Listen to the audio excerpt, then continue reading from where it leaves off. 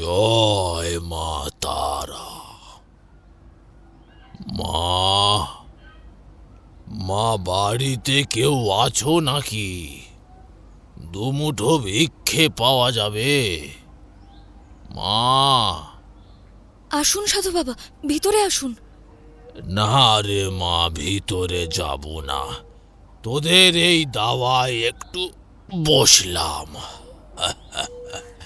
এখনো পুরো গাঁও ঘুরতে হবে। তুই আমায় দুটো চাল আর সবজি এনে দে না রে মা। আপনি হাত মুখ ধুয়ে একটু বসুন, আমি এক্ষুনি সব নিয়ে আসছি। চাল, ডাল আর সবজি এই নিয়েই দিন আনি দিন খাই মা। তোর কাজের সময় এলাম বলে কিছু মনে করিস না আবার। কখনোই না ঠাকুর, আপনি সাধক মানুষ। বাড়িতে আপনার পায়ের ধুলো পড়েছে যখন, গেরস্থের কল্যাণ হবে। এই নিন আপনার চাল, ডাল আর সবজি, সাথে দুটো টাকাও দিলাম। তোর মন খুব বড় মা। নইলে নইলে এই বুড়োটাকে কেউই তো ভিক্ষে দেয় না, জানিস। আমায় লজ্জা দেবেন না ঠাকুর, শুধু আশীর্বাদ করবেন। নিশ্চয় নিশ্চয় নিশ্চয়। এই আমি তোর মাথা স্পর্শ করে আশীর্বাদ করলাম। দীর্ঘজীবী হ মা, আর সাবধানে থাকিস। তোর মধ্যে ভৈরবী হওয়ার লক্ষণ আছে, নিজেকে সামলে রাখিস। আমার আশীর্বাদ কিন্তু বিফলে যায় না মা।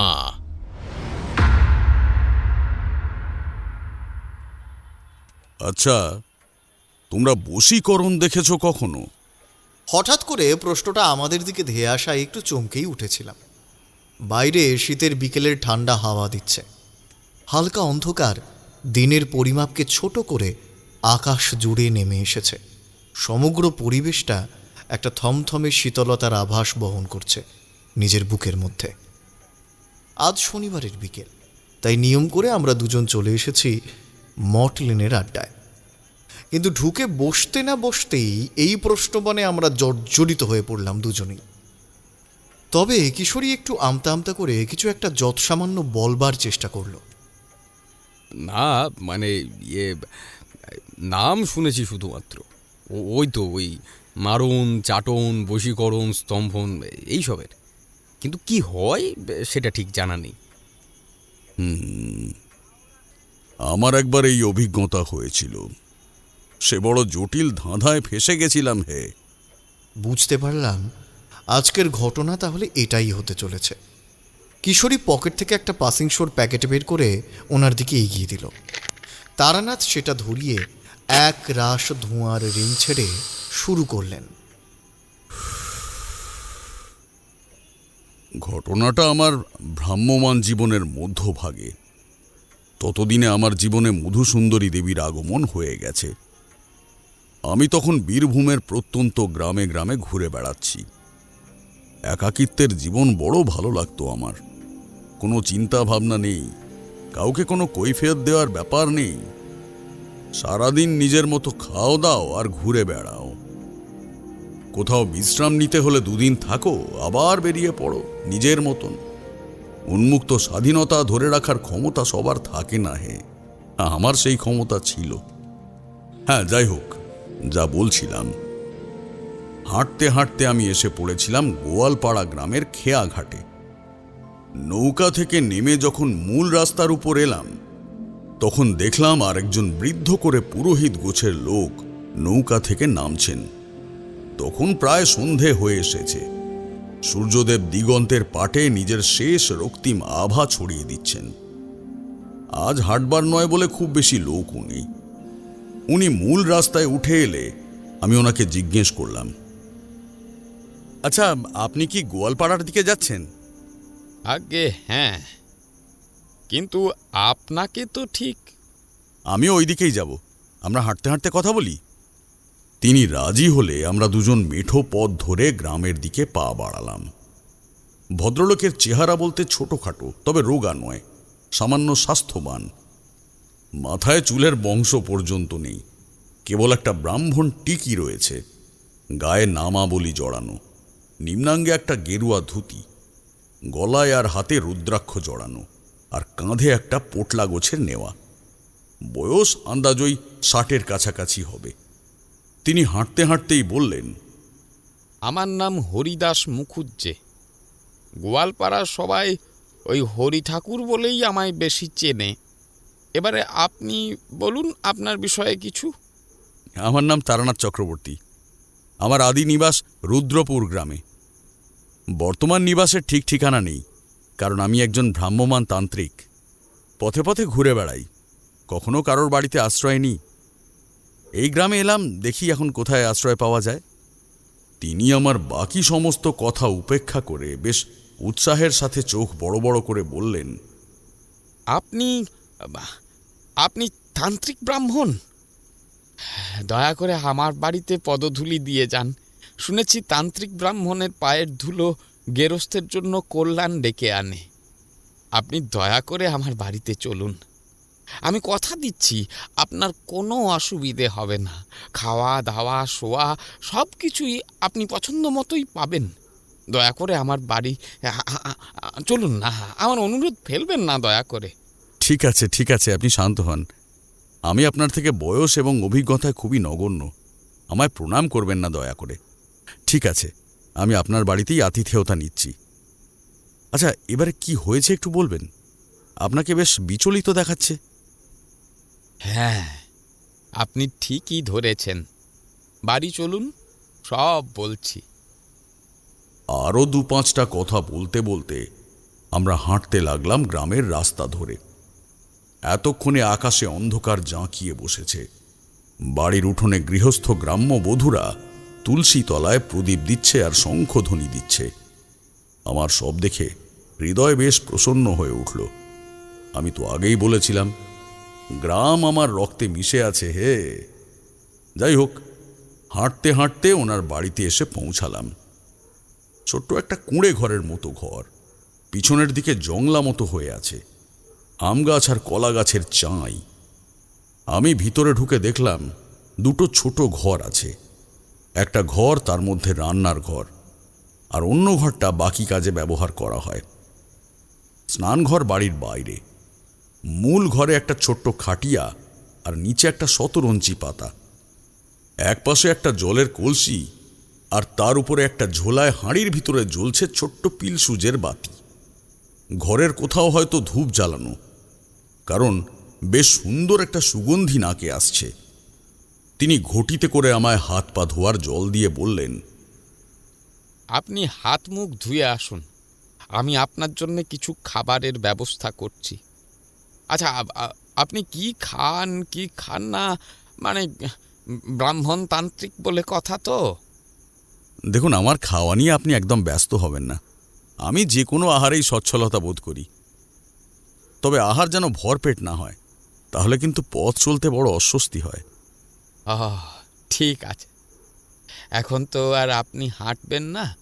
ঠিক আছে, আপনি হাত মুখ ধুয়ে নিন। আমি বাড়ির বাইরে গিয়ে ঘটিতে করে হাত মুখ ধুতে লাগলাম। শীতল স্নিগ্ধ জলের স্পর্শ পেয়ে আমার সারা শরীরটা যেন একটা কোমল পরম শান্তিতে ভরে উঠল। ভিতরে গিয়ে দেখলাম তিনি একটা মাটির পাত্রে কিছুটা খই আর দই মেখে রেখেছেন। আমি খেতে বসলে তিনি আমায় হাত পাখা দিয়ে হাওয়া করতে করতে বললেন, আমার ঘরে যা ছিল তাই দিয়েই আপনাকে সেবা করছি। একটু মানিয়ে গুছিয়ে নেবেন নিজের মতো করে। হরিদাসবাবু, আমি শান্তি লাভ করি গৃহস্থের আতিথেয়তায় এবং মনুষ্যত্বে, অনাহুত অর্থ আড়ম্বরে নয়। আচ্ছা, আপনি কি বলবেন বলছিলেন, বলুন। আপনি গেছিলেন কোথায়? প্রায়শ্চিত্ত করতে। কি প্রায়শ্চিত্ত? কিসের প্রায়শ্চিত্ত? আমি ঠিক বুঝলাম না। হ্যাঁ, ওই কোথা থেকে শুরু করব সেটাই ভাবছি।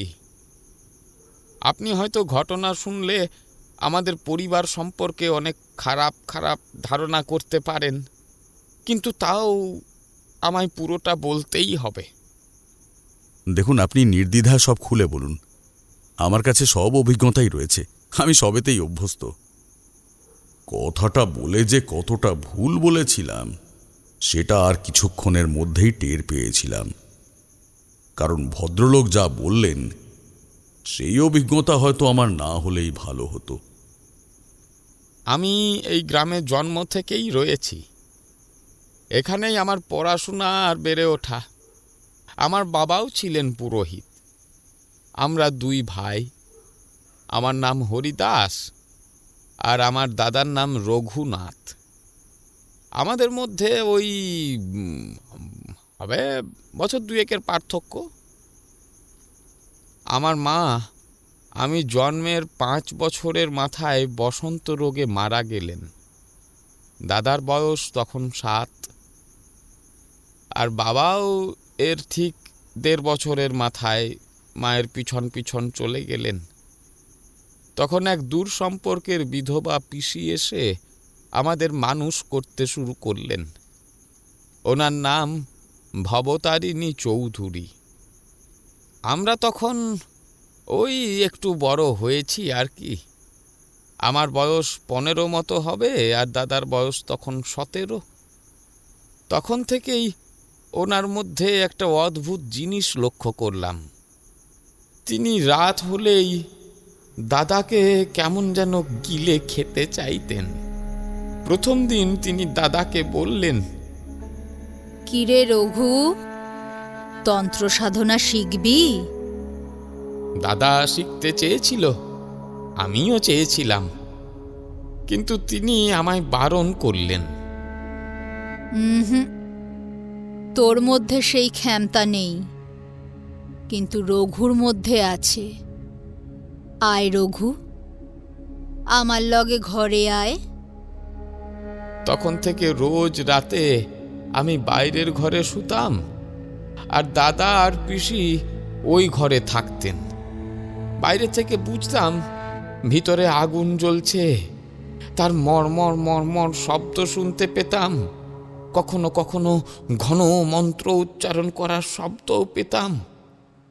আবার কখনো কখনো মানে আপনি বুঝতেই পারছেন আশা করি।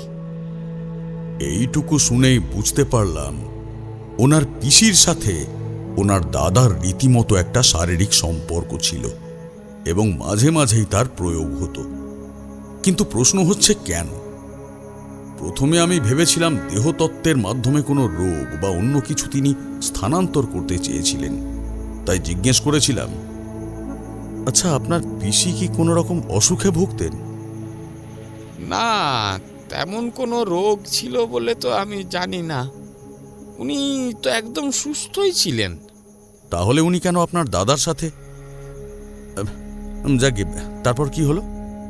আমি খুব চাইতাম ওই ঘরে ঢুকতে, কিন্তু কখনোই পারতাম না। পিসি কড়া নজর রাখতেন, আর ভোরের বেলায় সব পরিষ্কার একদম আগের মতো থাকতো। একদিন রাতে দরজায় কান পেতে শুনছিলাম পিসি দাদাকে বলছেন, কাল জঙ্গল থেকে একটা মরা শিয়াল নিয়ে আসোস। যা না পেলে শিয়াল মারোস, মেরে আমার কাছে আনোস। কাল থেকেই তোর আসল কাজ শুরু। তখন আমার খুব ভয় করেছিল। একবার ভেবেছিলাম এই বাড়ি ছেড়ে আমি পালিয়ে যাব, কিন্তু তারপরেই মনে হলো যাবই বা আর কোথায়। তার চেয়ে বরং দেখতে থাকি কি হচ্ছে বিষয়টা। আমি মনে মনে ঠিক করলাম, দাদা কাল যখন জঙ্গলে শিয়ালের মৃতদেহ খোঁজ করতে যাবে, তখন পিসিমার চোখের আড়ালে ওই কাঠের দরজায় একটা ছোট্ট ফুটো করে রাখব। ভাগ্য সহায় হলো ঠাকুর মশাই। দাদা সকালে একটা লম্বা পাথরের দুদিক সূচালো মতো একটা জিনিস নিয়ে জঙ্গলের পথে চলে গেল। কিন্তু তখনই পিসি কোথাও একটা চলে গেলেন। যাওয়ার সময় আমায় ডেকে বললেন, আজ রান্নার সময় ভাতের অল্প ফ্যান তুলে রাখিস, আর শোল মাছের তেলগুলো ছাড়িয়ে আলাদা করে রাখবি। যা যা কইলাম সব কাজ হয় যেন, আর বাড়ি ছেড়ে নড়বি না, খবরদার। আমি জিজ্ঞাসা করেছিলাম ওই শোল মাছের তেল দিয়ে কি হবে, আর উনিই বা এখন কোথায় যাচ্ছেন। কিন্তু তিনি শুধু হাসতে হাসতে বললেন, কইলাম তো কাজ আছে। আচ্ছা, একটু থামাচ্ছি। এই সময় আপনার পিসির বয়স কেমন হবে? ঠিকঠাক বলতে না পারলেও ওই হবে 50 মতো। আপনাদের বয়স 15 থেকে 17, আর পিসির বয়স 50। আচ্ছা, আর উনি মারা গেলেন কবে? এই ঘটনার ঠিক 1.5 বছরের মাথায়। সে ঘটনাই আসছি, আগে এদিকটা বলে নিতাম। না না, আমি একটা হিসেবের কারণে জিজ্ঞাসা করলাম। ঠিক আছে, বলুন কি দেখলেন। হ্যাঁ, আমি ওনাদের দুজনের চলে যাওয়ার সুযোগ নিয়ে একটা ছোট্ট ধারালো পাথর দিয়ে কাঠের দরজায় খুব সরু একটা ফুটো করে দিলাম। খালি চোখে হঠাৎ করে তাকালে কেউ বুঝতে পারবে না, কেবল একটা মাত্র চোখ দিয়েই ভেতরের জিনিস সুস্পষ্ট দেখা যাবে। কিন্তু সেদিন সারা দিন ওনারা ফিরলেন না। দুপুর পেরিয়ে বিকেল, বিকেল পেরিয়ে সন্ধ্যা ঘনিয়ে এলো। আমার উৎকণ্ঠা একটু একটু করে বাড়তে শুরু করলো, কিন্তু দুজনের কারোরই কোনো পাত্তা নেই। মনে মনে একবার ভাবলাম যে একটু এগিয়ে গিয়ে দেখি। এমন সময় আকাশের মুখ ভার করে একরাশ কালো ঘন মেঘ অনাহুত আগন্তুকের মতো জাঁকিয়ে বসল। আমার মনে পড়ল পিসি বলে গিয়েছিলেন যেন বাড়ি থেকে না বেরোই। কিন্তু এতক্ষণ হয়ে গেল, তাও কেউই ফিরল না। দোনামোনা করে আমি ছাতা মাথায় বেরিয়ে পড়লাম। অনেকক্ষণ খুঁজলাম, কিন্তু কিন্তু কাউকে আমি পেলাম না। জঙ্গলের সামনে অবধি গিয়েও যখন কাউকে দেখতে পেলাম না, তখন আবার ফেরার পথ ধরলাম। কোথায় যেতে পারেন দুজন, এইসব ভাবতে ভাবতেই আসছি। বাড়ি ফিরেই দেখলাম ঘরের দরজাটা ভেতর থেকে বন্ধ। একটা ওই পচা আস্তে দুর্গন্ধ বেরোচ্ছে। আমি তখন ভাবছি, তাহলে কি আমি বেরোনোর পরই কি ওরা ফিরে এসেছে? কোনো কথা না বলে চুপচাপ ওই ফুটো দিয়ে ভেতরের দৃশ্যটা দেখলাম। আর যা দেখলাম সেটা হয়তো না দেখলেই ভালো হতো। লক্ষ্য করলাম ঘটনাটা এখন বলার সময়ও ওনার মাথা থেকে বিন্দু বিন্দু ঘাম গড়িয়ে পড়ছে। তিনি পাশের কুঁজো থেকে এক ঘটি জল নিয়ে ঢকঢক করে গলাধ্যকরণ করে বলা শুরু করলেন। দেখলাম সারা ঘর ভর্তি করে রাখা লাল ফুল, তার উপর পিসি নগ্ন অবস্থায় বসে আছেন। দাদা ঠিক ওনার সামনে বসে আছে। দুজনের মাঝখানে আগুন জ্বলছে দাউ দাউ করে, আর আগুনের ওপর একটা মরা শেয়ালের দেহকে আগুনের মাঝখানে ত্রিশূল গোছের কিছু একটা দিয়ে আটকে ঝুলিয়ে রাখা হয়েছে। তবে এখানেই শেষ নয়। এসব ছাড়াও ঘরের কোণে একটা অদ্ভুত প্রাণী বসে আছে। তার সারা শরীরটা লাল সিঁদুরের ল্যাপা, চোখে মনি নেই, মাথায় চুল নেই, কোনো কান নেই, বেঁটে, সামনের দুটো দাঁত বের হয়ে বাইরে আসছে। একটা নোংরা ছেঁড়া কালো জোব্বা পরে আছে লোকটা, হাতে আর পায়ে 4টে করে আঙ্গুল। তার সামনে পড়ে আছে একটা আধ খাওয়া মৃতদেহ। সেখান থেকে একটা একটা করে অঙ্গ সে ছিঁড়ছে আর কচকচ কচকচ করে চিবিয়ে চিবিয়ে খাচ্ছে। সে কি ভয়ানক বিভৎস দৃশ্য! আমি সাথে সাথে বাইরে চোখ এনে হরমরিয়ে বমি করে দিলাম। বমির সাথে চাপ চাপ রক্ত উঠে এসেছিল। আমি আর কখনো ভেতরে দেখার সাহস পাইনি।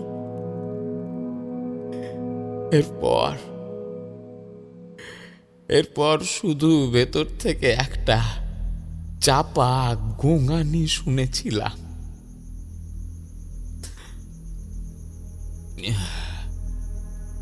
ব্যাস, ওই দিনই শেষ রাত ছিল। এরপর আপনার দাদা বাড়ি ছাড়লেন কবে? এর 1 বছরের মাথায়। দাদাকে সেদিনের পর থেকে বেশ অন্যরকম লাগতো। শরীর ভেঙে গিয়েছিল, মুখ ভর্তি খোঁচা খোঁচা দাড়ি হয়েছিল, বাঁদিকের চোখের নিচে একটা কাটা দাগও হয়েছিল। আর ও কারোর সাথে কোনো কথা বলতো না, শুধু যেটুকু প্রয়োজন সেটুকুই কথা বলতো। চোখের পাতা পড়তো না। আর ঠিক এই 1 বছরের মাথায় পিসি শয্যা নিলেন। তখনই একদিন পিসি ওকে ডেকে ওর মাথায় হাত রেখে বললেন, যা বাচ্চা, তোর যাওয়ার সময় হয়ে গেছে গা। তবে মনে রাখিস, আমি তোকে যা শিখাই দিছি, যা শক্তি ক্ষমতা দিছি, ওগুলো খারাপ কাজে লাগাস না। মানুষের যাতে ভালো হয় সেই কাজে লাগাস। আমার আশীর্বাদ রইল। যা বাচ্চা, যা। সেদিন রাতেই দাদা ঘর ছেড়ে বেরিয়ে গেল। তারপর থেকে পিসির সব দায় দায়িত্ব এসে পড়ল আমার উপর। আর অবাক করার বিষয়, সেদিন থেকেই একটা কালো বিড়াল আমাদের বাড়িতে কোথা থেকে যেন উড়ে এসে জুড়ে বসল। আমি এই বিষয়ে অতটা গা করিনি। যাই হোক, তো পিসি আমায় পুজো পাঠ সব শিখিয়ে দিলেন, কিন্তু কখনোই ওই তন্ত্র মন্ত্র শেখাতেন না। সত্যি বলতে কি, সেদিনের ওই দৃশ্য দেখার পর থেকে আমিও আর শিখতে চাইনি। এইভাবে প্রায় আরো 6 মাস চলল। তবে একদিন সকালে হঠাৎই দেখলাম যে আমাদের পোষা বিড়ালটা মরে গেছে। পরে খেয়াল করে দেখি যে সেদিন ছিল অম্বাপুচি। মনে মনে আশঙ্কা করলাম যে অশুভ কিছু একটা হতে চলেছে। আমি সবে স্নান সেরে উঠেছি, এমন সময় পিসি আমায় ডেকে বললেন, তুই সেদিন রাতে সব দেখেছিলি, তাই না? ওনার এই কথা শুনে আমি কি করব, কি বলবো, আমি ঠিক বুঝতে পারছিলাম না। কিন্তু তখনই তিনি আমার মাথায় হাত রেখে খলখল করে হাসতে হাসতে বললেন,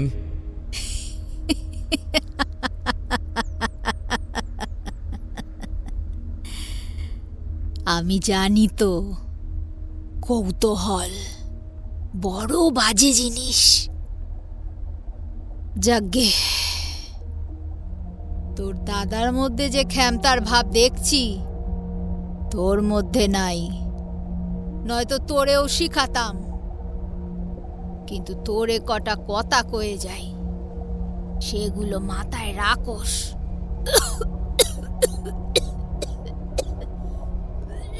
এরপর হঠাৎই ওনার গলাটা ধরে এলো, কাশতে আরম্ভ করলেন। সে একেবারে মরণ কাশি।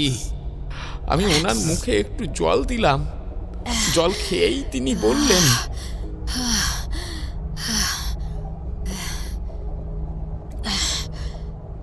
তোর দাদার কাছে যে ক্ষমতা আছে, ও দিয়া ও মাইন্সের খারাপ করতে পারে। ও তোর মতো সাদাসিধে না রে বাপ। ওর শরীরে লোভ আছে, লালসা আছে, শরীরের খিদা আছে। ও ঠিক ফিরিয়ে আসবে, তুই সংসার করবি। ওরে তোর আটকাতে হইব, নইলে তোর বংশ নির্বংশ হবে। কিন্তু এরপর আর তিনি কথা বলতে পারছিলেন না। নিঃশ্বাস উপরের দিকে টেনে টেনে কথা বলছিলেন। আমি ওনার মাথায় হাত বুলিয়ে জিজ্ঞাসা করেছিলাম যে, পিসিমা, দাদাকে সেদিন কিসের শক্তি দিয়েছিলে? চোখ বড় বড় করে খুব কষ্টে উত্তর দিয়েছিলেন, পিশাচ, উগ্র পিশাচ। এই ছিল ওনার বলা শেষ কথা। মুহূর্তের মধ্যে ঘরটা থমথমে হয়ে গেল, আর আমি একা দাঁড়িয়ে আছি তার মধ্যে। এতখানি বলে তিনি থামলেন। আমিও কয়েক মুহূর্ত সবকিছু নিজের মাথায় সাজিয়ে নিলাম। আমার খাওয়া ততক্ষণে শেষ হয়ে গেছিল। আমি হাত মুখ ধুয়ে এসে ওনাকে জিজ্ঞেস করলাম, আপনার দাদা আর ফিরে এসেছিল? হ্যাঁ, এসেছিল, তবে আমি দেখিনি, কমলা দেখেছে। কমলা? কে সে? কমলা আমাদের গ্রামেরই জমিদার বাবুর বিধবা মেয়ে। আর তার এই অবস্থার জন্য একমাত্র দায়ী আমার কুলাঙ্গার সন্তান শিবু মুখুজ্জে। এরপর আমি ওনাকে আর ঘাঁটাইনি। ভদ্রলোক পথশ্রমে এমনিতেই বেশ ক্লান্ত ছিলেন। তাছাড়া উনি বললেন, বাকি কথা কাল সকালে জমিদার বাবুর বাড়িতে গিয়েই শুনতে। অগত্যা আমি বুঝলাম আমি জীবনে আবারও এক তান্ত্রিক জটিল সমস্যার সম্মুখীন হতে চলেছি। রাতের আহারে তুলাই পাঞ্জি চালের ভাত, কলাইয়ের ডাল আর বাড়ির গাওয়া ঘি সহযোগে আহার করলাম। শেষ পাতে তিনি দিলেন সুপক্ক মর্তমান কলা আর গরুর দুধ। সেদিন রাতে একটু গুরুভোজনই হয়ে গেছিল। তিনি আমায় উপরের খাটিয়ায় শোয়ার ব্যবস্থা করে দিলেন। আমি আপত্তি জানালে বলেছিলেন, আপনি অতিথি মানুষ ঠাকুরমশাই। আমাদের শাস্ত্রে বলে কি, অতিথি দেব ভব, অর্থাৎ গৃহে আগত অতিথি ভগবানের সমান। আর ভগবানকে কি কেউ নিচে শয়ন করতে বলে? গ্রাম বাংলার আতিথেয়তা তখনকার দিনে অন্তরের পবিত্রতা থেকে করা হতো, বুঝেছ? এখন তো সবই প্রায় মহাকাল গিলে খেয়েছে। যাই হোক, খাটিয়ায় শরীর ফেলতেই দক্ষিণের খোলা জানলা দিয়ে রাতের শীতল স্নিগ্ধ বাতাস আমার মনকে স্পর্শ করল, আর আমার ক্লান্ত শরীর ঘুমের অন্ধকার জগতে প্রবেশ করল। পরের দিন সকালে কাক ভরে আমার ঘুম ভাঙল, কিন্তু দেখলাম আমারও আগে হরিদাসবাবু ঘুম থেকে উঠে পড়েছেন। আমি হাত মুখ ধুয়ে স্নান সেরে আসার পর তিনি জমিদার বাবুর বাড়িতে নিয়ে যাওয়ার জন্য প্রস্তুতি নিলেন। গ্রামের মেঠো নরম পথ ধরে চলতে চলতে আমি প্রতিটা মুহূর্ত যেন একটা নতুনত্বের স্বাদ পেলাম। সেই একই চেনা ছবি, অথচ বারবার কোনো নতুন শিল্পীর হাতের টান হয়ে নতুনভাবে ধরা দেয় তোমার চোখের সামনে। হাঁটতে হাঁটতে তিনি আমায় বললেন, জমিদার রুদ্রশেখর বাবু এমনিতেই বড় ভালো মানুষ। মেয়ে অন্ত প্রাণ। ওনার বাবা ইংরেজ আমলে রায় বাহাদুর পেয়েছিলেন। এক সময় আমাদেরই বংশ ওনাদের স্থানীয় কালী মন্দিরে নিত্য পূজা করত, কিন্তু আমার কুলাঙ্গার ছেলের জন্যে সে সব আজ নষ্ট হয়ে গেছে। আমি ওনাকে কোনো প্রশ্ন করিনি, শুধু চুপচাপ ওনার পিছন পিছন হেঁটে চলেছিলাম। হাঁটতে হাঁটতে আমরা ওনার বাড়িতে এসে পৌঁছালাম। উঁচু দোতলা মাটির বাড়ি, সামনে উঠোন সংলগ্ন এলাকায় তুলসী মন্দির, একদিকে ধানের গোলা আর অন্যদিকে বেশ কয়েকটা গরু গোয়ালে বাঁধা। পিছনের দিকে লম্বা লম্বা আম, কাঁঠাল আর খেজুর গাছ রয়েছে, তবে দেখে মনে হলো দীর্ঘদিন আগাছা পরিষ্কার করা হয় না। হরিদাস বাবু ভিতরে হাঁক পাড়লেন। জমিদার বাবু, জমিদার বাবু, দয়া করে একবার বাইরে আসবেন। ভিতর থেকে যিনি বেরিয়ে এলেন তাকে দেখে কোনোভাবেই আমার মন জমিদার হিসেবে গ্রহণ করতে পারল না। লম্বা রোগা চেহারা, শুকিয়ে কাঠ হয়ে গেছে, শরীরের শিরা উপশিরা সব বাইরে ঠিকরে বেরিয়ে এসেছে, চোখের তলায় পুরু কালচে দাগ, আর উপরে মোটা কালো ফ্রেমের চশমা। চুলগুলো ছোট ছোট করে ছাঁটা, আর মুখ ভর্তি কাঁচা পাকা খোঁচা খোঁচা দাড়ি। তিনি আমাদের দেখে খুব একটা খুশি হননি বলেই মনে হলো। বেশ বাজখাঁই কণ্ঠে বললেন, কি ব্যাপার, এত সাত সকালে আমার বাড়ি কি জন্য এসেছো? আর সাথে এটা কাকে এনেছো? বাবু, আপনি কমলা মাকে একবার ওনাকে দেখান। উনি সেই রুদ্রপুর গ্রাম থেকে এসেছেন। কেন? ওনাকে দেখতে যাব কেন? কে উনি? আর তুমি এসব আবার শুরু করেছো? বাবু, আমি তো এই গ্রামেই থাকব। যদি আমার কোনো অসৎ উদ্দেশ্য থাকে তাহলে আপনি হুকুম করবেন, সবাই যেন আমায় গাছের সাথে বেঁধে জ্যান্ত জ্বালিয়ে দেয়। কিন্তু আপাতত একবার কমলা মাকে ওনাকে দেখতে দিন। কি নাম আপনার? আমার নাম তারানাথ চক্রবর্তী। আমি ভ্রাম্যমাণ তান্ত্রিক। গতরাতে হরিদাস বাবুর মুখে সবটা শুনে আমি আপনার সাথে দেখা করার ইচ্ছে প্রকাশ করি। হরিদাস সব বলেছে আপনাকে আমার মেয়ের কি হয়েছে? না, সেসব কিছু বলেননি, শুধু বলেছিলেন যে আপনার কাছেই সব খবর পরিষ্কার হয়ে যাবে, তাই এলাম। হ্যাঁ, সেটা আর বলবে কি করে? নিজের রক্তের অপকর্মের কীর্তি কি মুখ ফুটে বলা যায়? আসুন, ভেতরে আসুন। আমরা তিনজন ওনার পিছন পিছন ভিতরে গেলাম। বাইরের দালান পেরিয়ে পিছনের দিকে একটা ছোট্ট ঘর, বাইরে থেকে ভাঙাচোরা কাঠের দরজায় একটা বড় তালা দিয়ে বন্ধ করা। তিনি তালা খুলে দরজা খুলতেই একটা মোটকা গন্ধ আমার নাকে এলো।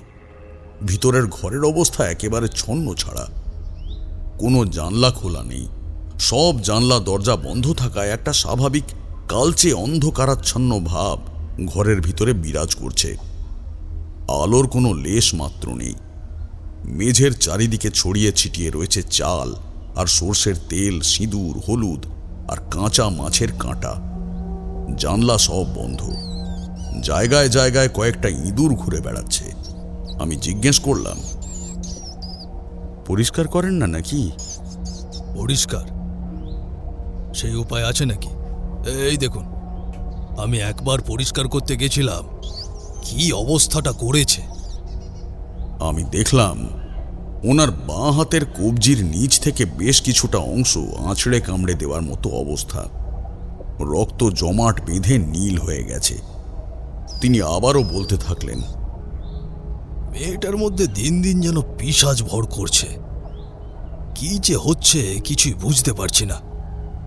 রাত হলেই আমি ওর পাশের ঘর থেকে আওয়াজ পাই, এই ঘরের ভেতর লাফাতে লাফাতে যেন নাচ করছে আর গঁগিয়ে উঠছে। এতক্ষণ পর আমার নজর পড়ল ঘরের একদম কোণে বসে রয়েছে একটা অন্ধকার ছায়া মূর্তি। পরনে নীল শাড়ি আলুথালু হয়ে আছে, রোগা চিমসে হয়ে আছে চেহারা, সরু লিকলিকে কাঠির মতো লাগছে তাকে। দুই পা ভাঁজ করে মুখের সামনে ধরে রেখে সে দুলতে দুলতে কিসব বিড়বিড় করে বলে যাচ্ছে। মাথার চুল উস্কো খুস্কো এবং অবিন্যস্ত, সেইখান থেকে বেশ কিছু মাকড়সা ঘুরে বেড়াচ্ছে। আমি তার সামনে গিয়ে বসতেই সে আমায় একবার আর চোখে দেখল। তার চোখে মুখে একটা অতি বিকৃত ভয়ের রেশ দেখলাম।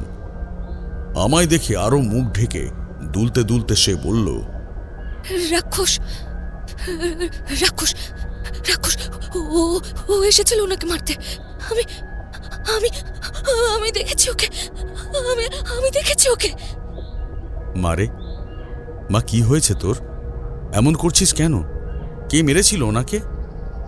ধীরে ধীরে সে মুখ তুলে আমার দিকে চাইল। আমি স্তব্ধ হয়ে গেলাম তার মুখ দেখে। সরু সুচালো মুখ, সামনের মাত্র দুটো দাঁত বেরিয়ে আছে, বাকি আর কোনো দাঁত নেই। কান দুটো প্রায় ভিতরে ঢুকে গেছে, একদম ছোট্ট হয়ে অল্প একটু বাইরে বেরিয়ে আছে। ঠোঁট দুটো কড়া হয়ে কালচে হয়ে গেছে। চোখের ভিতর কোনো মনি নেই।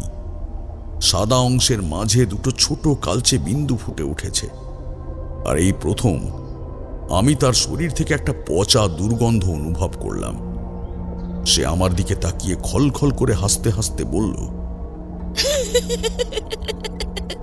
রাক্ষস, রাক্ষস মেরেছে ওনাকে, রাক্ষস মেরেছে ওনাকে। রাক্ষস? হ্যাঁ, রাক্ষস। ও ও আমায়ও শেষ করে ফেলবে। ওই রাক্ষসটার খুব খিদে পায়। পেটেরও খিদে, আবার শরীরেরও খিদে। খুব খুব খুব খিদে পায় ওর। ওনাকেও মেরেছে, ওনাকেও মেরেছে, আমাকেও মারবে, আমাকেও মারবে। তুমি তাকে দেখেছো? দেখেছি তো, দেখেছি। ও তো রোজ রাতে আমার কাছে আসে, আমার কাছে এসে আমায় খাওয়ায়। কি খাওয়ায়? রক্ত, কাঁচা রক্ত খাওয়ায়। ওর খুব খিদে পায়।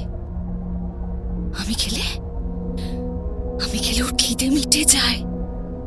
তুমি রক্ত খাও? হ্যাঁ, না খেলে ও ভয় দেখায়, আমাকেও খেয়ে ফেলবে বলে। ভাষা ভাষা কিছুটা বুঝতে পারলাম। তারপর আমি উঠতেই সে পুরোপুরি মুখ গুঁজে বসে রইল। আমি বাইরে আসতেই ভদ্রলোক আমায় জিজ্ঞেস করলেন, কিছু বুঝতে পারলেন? হয়তো আপনার থেকে কিছুটা শুনলে সবটা পরিষ্কার হবে। একটু কথা বলার সুযোগ পাওয়া যাবে কি?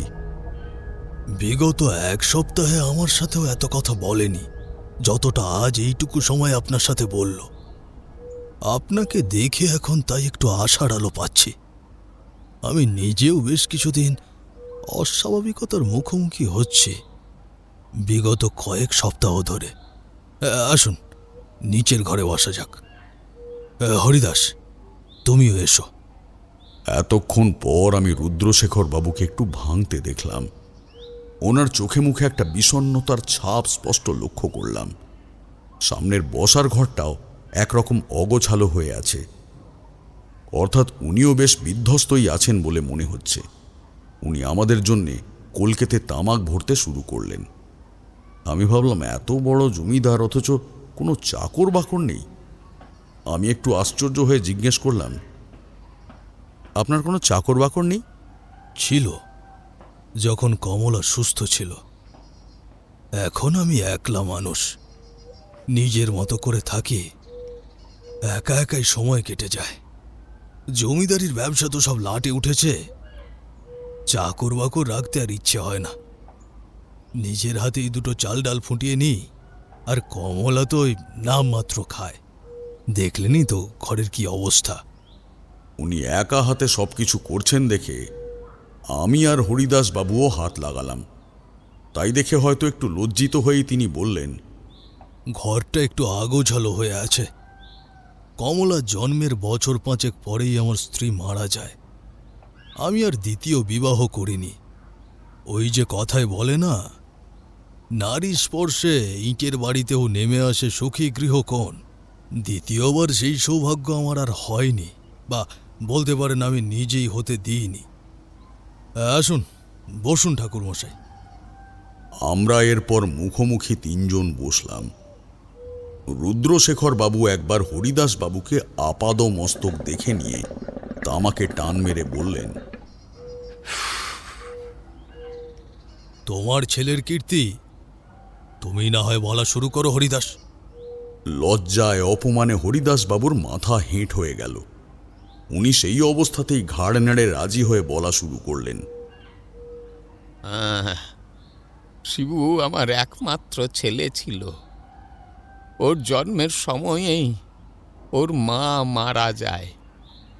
আমি ওকে একরকম বড় করে তুলি, কিন্তু হয়তো মানুষ করে তুলতে পারিনি। প্রথমবার যখন ওকে পুজোর জন্য এই বাড়িতে নিয়ে এলাম, তখনই ওর কুদৃষ্টি পড়ল কমলার উপর। তখন ওর বয়স সবেমাত্র 17। সেদিন সে বাড়ি ফিরে এসে আমায় বলল, বাবা, জমিদার বাবুর মেয়েকে আমার বেশ পছন্দ হয়েছে। কি? আরে তুই পাগল হয়ে গেছিস? তুই জানিস কথাটা জমিদার বাবুর কানে গেলে কি হবে? কানে তো এবারে তুলতেই হবে বাবা।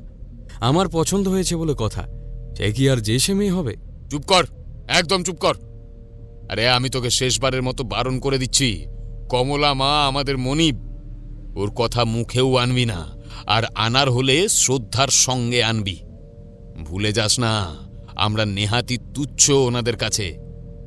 কিন্তু বাবা, আমি তাকে ভালোবেসে ফেলেছি। শিবু, আর একবার যদি আমি তোর মুখে ওই কথা শুনেছি, আমি কিন্তু তোকে নিজের হাতে মেরে ফেলবো। তুমি ভালোবাসা জিনিসটাই বোঝো না বাবা, তোমায় আমার বলাই ভুল হয়েছে।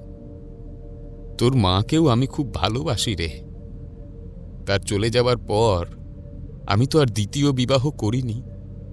কিন্তু একটা জিনিস বোঝার চেষ্টা কর বাবা, বিবাহ সবসময় নিজেদের সামর্থ্য অনুযায়ী পরিবারের সাথে করা উচিত। তারা আমাদের থেকে অনেক উচ্চ স্তরের মানুষ রে। তুই এখন এসব গিয়ে বললে আমাদের এই কাজটাও চলে যাবে। এই বুড়ো বয়সে এসে নতুন করে কাজ করার সামর্থ্য আমার চেয়ে নেই রে বাবা। তুই আমায় কথা দে, আর ওইদিকে এগোবি না। কথা দে আমায়। ঠিক আছে বাবা, তুমি যখন বলছো। কিন্তু সে আমায় মিথ্যে প্রতিশ্রুতি দিয়েছিল। আমি আমার ছেলেকে বিশ্বাস করেছিলাম। সে যতদিন আমার সাথে এসেছিল সত্যি সে কিছু করেনি। কিন্তু একদিন আমি আসতে পারলাম না।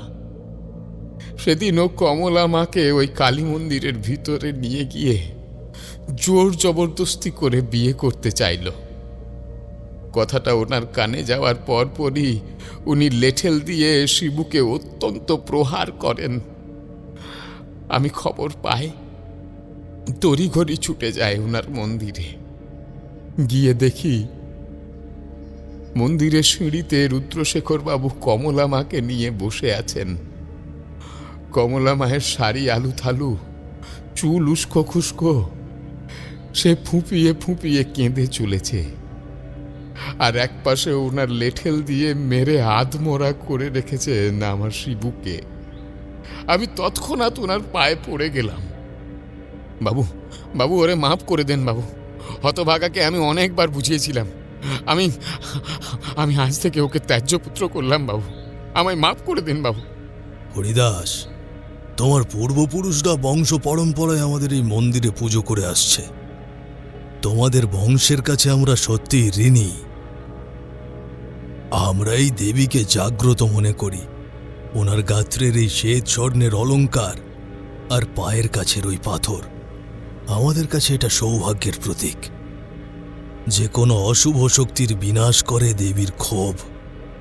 আমার বলতে খারাপ লাগলেও তোমার এই সন্তান আমার পরিবারের কাছে সেই অশুভ শক্তিরই সমান। আমি সব মানছি বাবু। আমি তাও আপনার কাছে ওর হয়ে প্রাণ ভিক্ষা চাইছি বাবু। মেরে ফেলার ইচ্ছে হলে আমি অনেক আগে ওকে মেরে ফেলতে পারতাম হরিদাস। তোমার সন্তান বলেই আমি লোক দিয়ে তোমায় পাঠিয়েছি। আমার বাড়িতে আর ওর প্রবেশ হবে না। এখন তুমি কি করবে সেটা তোমার ব্যাপার। তিনি চলে গেলে লেঠেলের দলও চলে গেল। আমি ওর কাছে গিয়ে দেখলাম ওর পা ভেঙে গেছে, নাক ফেটে গেছে।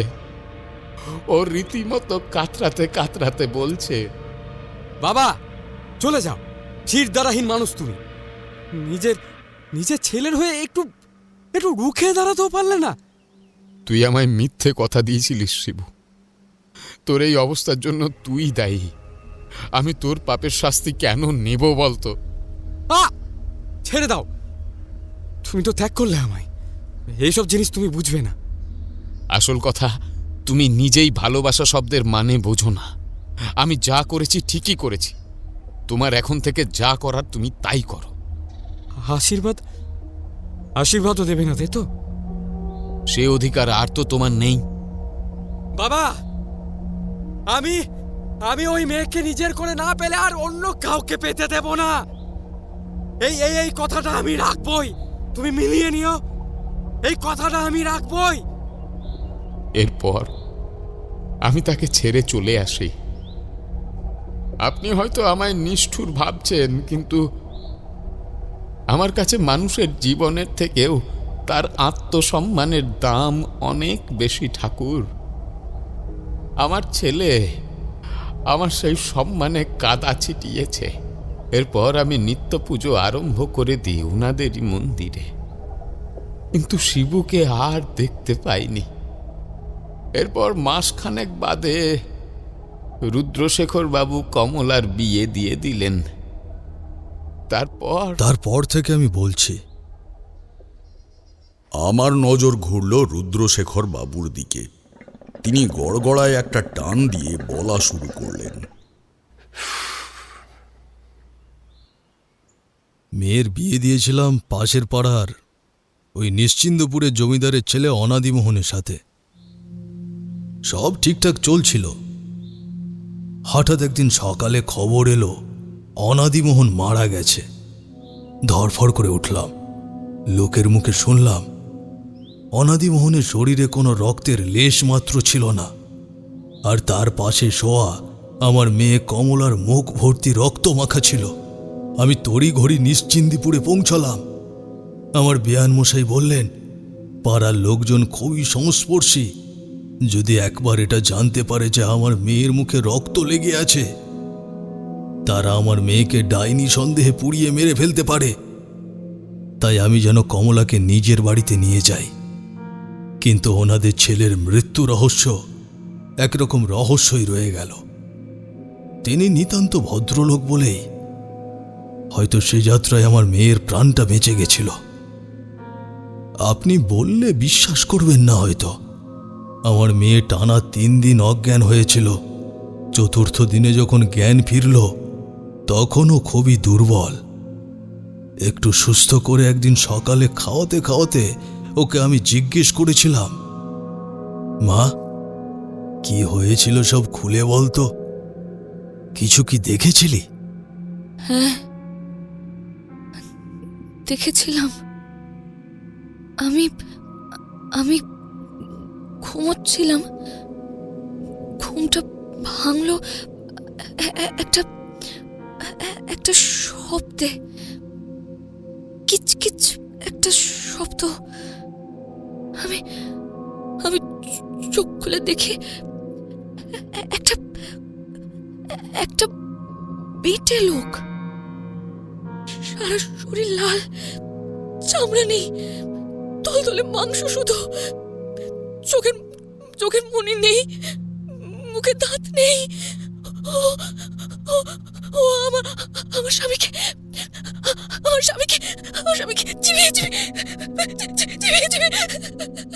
ঠিক আছে ঠিক আছে, তুই শান্ত হ। নে জল খা। আচ্ছা, তোর বাড়িতে আর ওই ছেলেটা এসেছিল, আমাদের হরিদাসের ছেলেটা? না, তবে অন্য একটা লোক এসেছিল। একটা সাধু বাবা। সেদিন আমার স্বামী আর শ্বশুর কেউই বাড়ি ছিলেন না। দাঁড়া মা, এখন বলতে হবে না, বিকেলে হরিদাস কাকু আসুক, ওর সামনেই বলবি, দেখিও চিনতে পারে কিনা।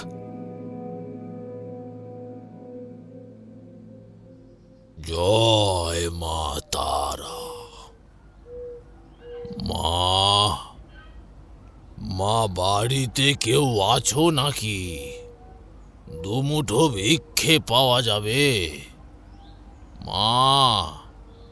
আসুন সাধু বাবা, ভিতরে আসুন। না রে মা, ভিতরে যাব না, তোদের এই দাওয়ায় একটু বসলাম। এখনো পুরো গাঁও ঘুরতে হবে। তুই আমায় দুটো চাল আর সবজি এনে দে না রে মা। আপনি হাত মুখ ধুয়ে একটু বসুন, আমি এক্ষুনি সব নিয়ে আসছি। চাল, ডাল আর সবজি এই নিয়েই দিন আনি দিন খাই মা। তোর কাজের সময় এলাম বলে কিছু মনে করিস না আবার। কখনোই না ঠাকুর, আপনি সাধক মানুষ। বাড়িতে আপনার পায়ের ধুলো পড়েছে যখন, গেরস্থের কল্যাণ হবে। এই নিন আপনার চাল, ডাল আর সবজি, সাথে দুটো টাকাও দিলাম।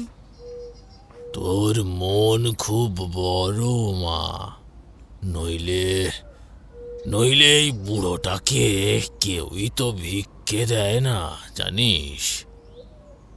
আমায় লজ্জা দেবেন না ঠাকুর, শুধু আশীর্বাদ করবেন। নিশ্চয় নিশ্চয় নিশ্চয়। এই আমি তোর মাথা স্পর্শ করে আশীর্বাদ করলাম। দীর্ঘজীবী হ মা, আর সাবধানে থাকিস। তোর মধ্যে ভৈরবী হওয়ার লক্ষণ আছে, নিজেকে সামলে রাখিস। আমার আশীর্বাদ কিন্তু বিফলে যায় না মা। এরপর তিনি আমার মাথায় হাত রেখে আশীর্বাদ করে টলমলো ভঙ্গিতে হাঁটতে হাঁটতে চলে যায়। আমি দেখলাম দিনের আলোতেও সাধু বাবা একটু একটু করে দূরে ধুলোর মধ্যে মিশিয়ে গেল। তাকে দেখতে কেমন ছিল তোমার মনে আছে মা? হ্যাঁ, খুব রোগা চেহারা, ছোটখাটো চেহারা, মাথার চুল লম্বা আর ঝাঁকড়া, আর কানের দুল পরা, কালো ধুতি, আর গলায় আর হাতের কবজিতে রুদ্রাক্ষের মালা, আর আর আর বাঁদিকের চোখের নিচে একটা কাটা দাগ ছিল। তুমি কি একে চেনো হরিদাস? হ্যাঁ, আমার দাদা রঘুনাথ মুখুজ্জে। আর এর পিছনে কি তোমার সুপুত্র আছে? বাবু, বাবু আমি সত্যিই জানি না যে ওই ছোকরা এখন কোথায় গেছে, কি করছে। সে যদি দাদার কাছে গিয়ে থাকে তাহলে তাহলে আমি সেটা সত্যিই জানি না বাবু। তোমার কি মনে হয় এই কাজের পিছনে তোমার দাদা আর তার ছেলেই দায়ী? শিবুর কথা আমি বলতে পারবো না বাবু, কিন্তু আপনি সেই প্রাণীর যা বিবরণ দিলেন আর কমলামা তান্ত্রিকের যা বিবরণ দিলেন, তাতে এই কাজ যে আমার দাদার, সে বিষয়ে আমি শতভাগ নিশ্চিত। আমি ছোটবেলায় দাদাকে ওই পিশাচকে বশ করতে দেখেছি। হ্যাঁ হ্যাঁ, তার খুব খিদে পায়, উগ্র পিশাচ, আর উগ্র পিশাচের খিদেই ওর মূল অস্ত্র। ঠিক আছে, আমি বিশ্বাস করলাম তোমায়, কিন্তু খুঁজে দেখো তোমার ছেলে আর তার দাদা এখন কোথায় আছে। আমার মেয়ের যেন কোনো আর ক্ষতি না হয়, তাদের আটকানোর দায়িত্ব আমি তোমায় দিলাম। যদি এরপর আমার মেয়ের আর কোনো অবস্থার ক্ষতি হয়, তাহলে বুঝবো তুমিও ওদের সাথে যুক্ত। এরপর থেকে তোমার এই বাড়িতে প্রবেশ নিষিদ্ধ হয়ে যাবে। সেদিনের পর আর মাসখানেক তেমন কিছু ঘটনা ঘটেনি, কিন্তু তারপর থেকে কমলার মধ্যে একটু একটু করে পরিবর্তন লক্ষ্য করতে শুরু করি। প্রথমে মানসিক, তারপরে শারীরিক। আর এখন কি অবস্থা সে তো দেখতেই পাচ্ছেন। আর সেই থেকে আপনিও হরিদাস বাবুকে নিজের বাড়ির ত্রিসীমানা থেকে দূর করে দিলেন, আর উনিও হন্যে হয়ে নিজের ছেলে আর দাদাকে খুঁজে বেড়াচ্ছেন। সত্যি বলতে কি, তখন রাগের বশে আমি ওকে কাজ থেকে বের করেছিলাম। পরে বুঝতে পারি এসবের সাথে ও কোনোভাবেই জড়িত নয়, কিন্তু আমার মনে হয়েছিল ও যেন জেনে শুনে নিজের দাদা আর ছেলেকে বাঁচানোর জন্য লুকিয়ে রেখেছে ওদেরকে। এখন তো দেখছি ওর সাথে কোনো সম্পর্কই নেই। এতক্ষণ ধরে দুজনের কথা আমি মনোযোগ দিয়ে শুনলাম। এখন বিষয়টা আমার কাছে মোটামুটি পরিষ্কার হয়ে গেছে। কিছু কি বুঝতে পারলেন ঠাকুর? হ্যাঁ, পেরেছি, তবে আরও একটা জিনিস জানতে হবে। রুদ্রশেখর বাবু, আপনি কি যেন একটা বলছিলেন যে আপনিও কিছু অস্বাভাবিকতার মুখোমুখি হচ্ছিলেন। দয়া করে এখন সেটা একটু খুলে বলবেন। আমার কথা শুনে ভদ্রলোক একবার বাইরে তাকালেন। সূর্যের আলো আরো গাঢ় হয়ে মাথার উপরে উঠে এসেছে। তিনি একটা দীর্ঘশ্বাস ফেলে বললেন, বলবো ঠাকুরমশাই, ধীরে ধীরে সব বলবো। আপাতত আমাদের দুপুরের খাওয়ার ব্যবস্থাটা করি, নইলে সারাদিন না খেয়ে থাকতে হবে। আপনাদের তো সকাল থেকে কিছু খাওয়া হয়নি। আপনি ততক্ষণ এক কাজ করুন, আমাদের কালী মন্দিরটা একবার দেখে আসুন, হরিদাস ঘুরিয়ে দেবে। ওনার কথা মতো আমরা ওনাদের পারিবারিক কালী মন্দির দর্শন করতে গেলাম। পিছনের দিকে দালানে ছোট্ট কৃষ্ণ পাথরে তৈরি মন্দির। ভিতরে মায়ের মৃন্ময়ী রূপ চণ্ডরূপা হয়ে আমাদের দিকে তাকিয়ে আছেন। দেবীর উজ্জ্বল কৃষ্ণকায় কণ্ঠে শোভা পাচ্ছে একটি শ্বেত স্বর্ণের অলঙ্কার। এক নির্মল অপরিসীম শ্বেত দ্যুতি যেন ছড়িয়ে পড়ছে মন্দির প্রাঙ্গণের আশেপাশে। দেবীর পাদপাশে রাখা আছে একটি ছোট্ট পাথর, এবং পাথরের গাত্রে অঙ্কিত একটি ত্রিবেণীর ধারার ন্যায় চিহ্ন। আমি দেবীকে প্রণাম করে জিজ্ঞেস করলাম, এই দেবী মূর্তি প্রতিষ্ঠা করল কে? এই মূর্তি তো তৈরি হয়েছে অনেক পরে। রুদ্রশেখর বাবুর প্রপিতামহ স্বর্গীয় শশাঙ্ক শেখর বাবুরা ছিলেন দুই ভাই। ওনার ছোট ভাই ছিলেন শঙ্কর শেখর সাহা। ছোট থেকেই ওনার ঝোঁক ছিল পুজো পাঠ, যাগযজ্ঞ, তন্ত্রমন্ত্র, সাধুসঙ্গ এইসবের দিকে। 19 বছর বয়সে তিনি বাড়ি ছাড়েন। তারপর শুনেছি উনি নাকি কামাখ্যায় গিয়ে গুপ্ত মন্ত্রচর্চা, তন্ত্রচর্চা এইসব নাকি শিখেছিলেন বেশ কয়েক বছর ধরে। দীক্ষাও ওখান থেকেই নিয়েছিলেন। তখন রংপুরের কাছাকাছি কোনো এক সাধু সমাগমে উনি গেছিলেন। সেখান থেকেই তিনি এক মৃত্যু পথযাত্রী সাধুকে প্রাণে বাঁচিয়েছিলেন। তিনিও ওনাকে ওই পাথরটা দিয়েছিলেন।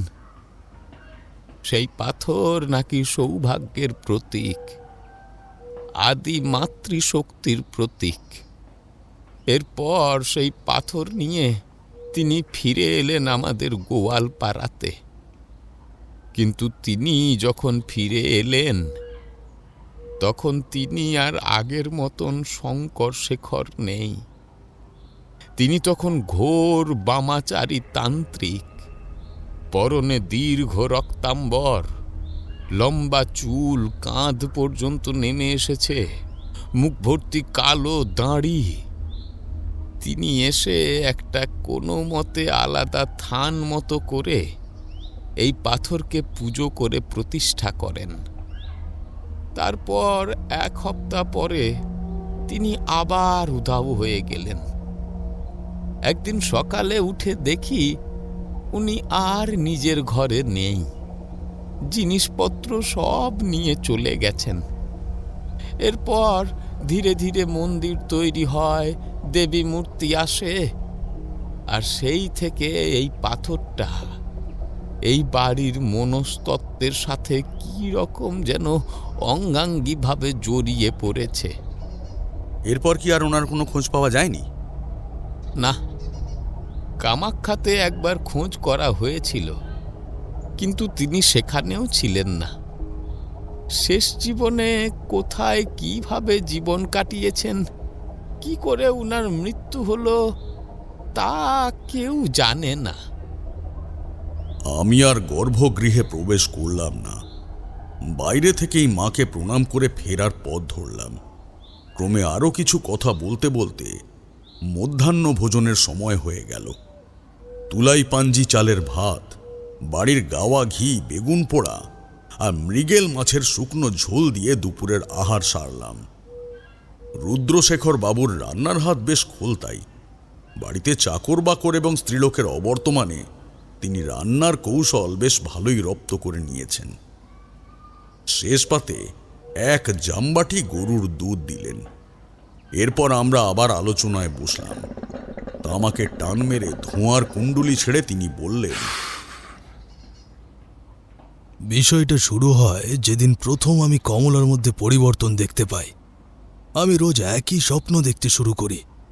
রোজ রাতে একই স্বপ্ন দেখা, সেটা কি আদেও স্বাভাবিক জিনিস? কি স্বপ্ন দেখেন সেটা যদি বলেন তো ভালো হয়।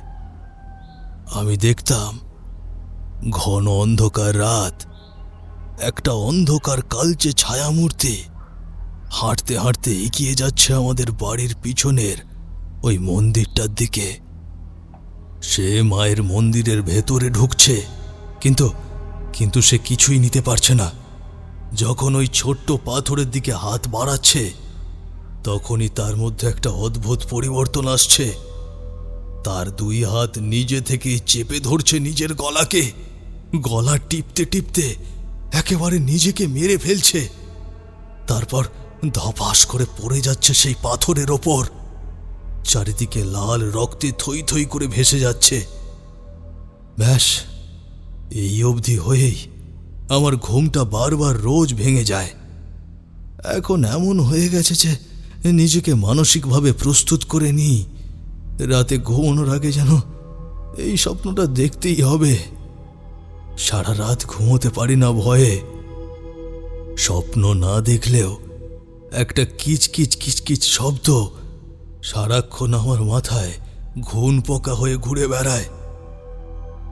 আমার এই যে চেহারা দেখছেন, এর জন্য অনেকাংশেই দায়ী আমার ওই অসংলগ্ন অনিদ্রা। আচ্ছা, আপনি কি কখনো ওই ব্যক্তিকে স্বপ্নে সামনাসামনি বা মুখোমুখি দেখেছেন?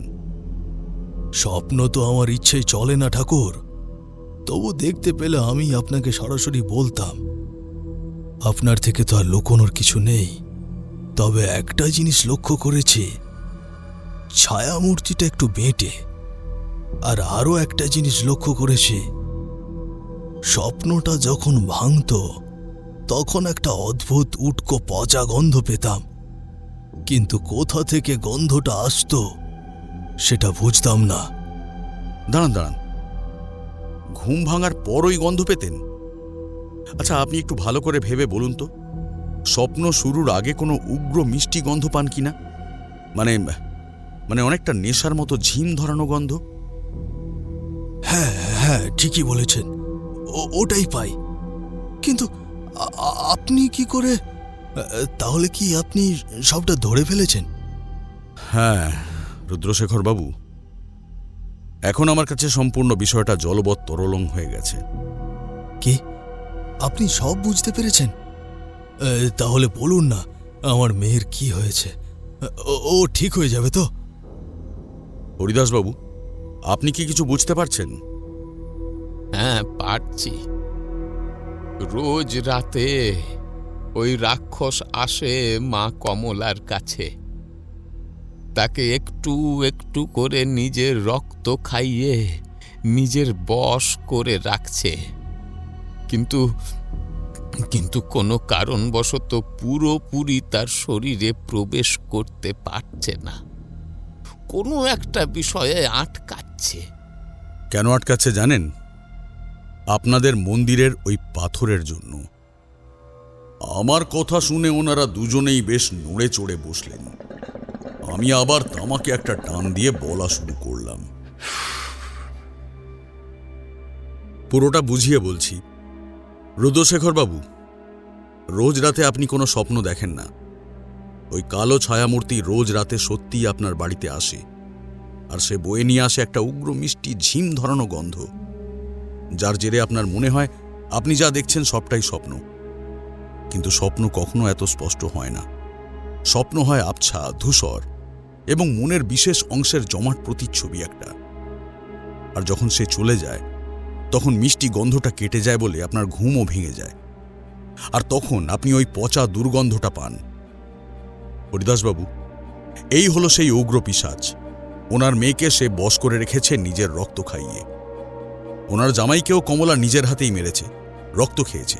হ্যাঁ অবশ্য, তবে সজ্ঞানে নয়, পুরোটাই ওই পিশাচের বশবর্তী হয়ে। আর এখন রোজ রাতে ওনার মেয়েকে নিজের কাছে আনতে চাইছে, কিন্তু পারছে না। পারছে না শুধুমাত্র ওই আদি মাতৃশক্তির পাথরের জন্য।